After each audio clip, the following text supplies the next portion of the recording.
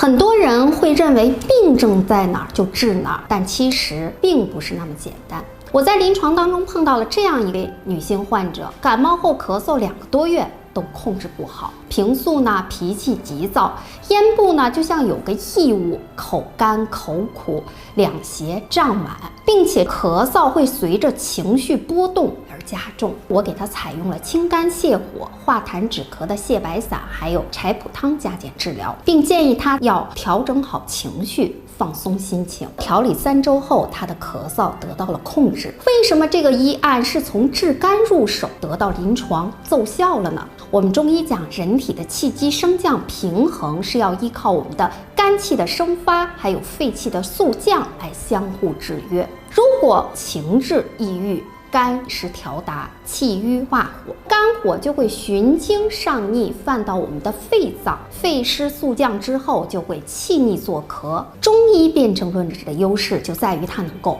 透过现象看到本质，从而能获得不错的临床效果。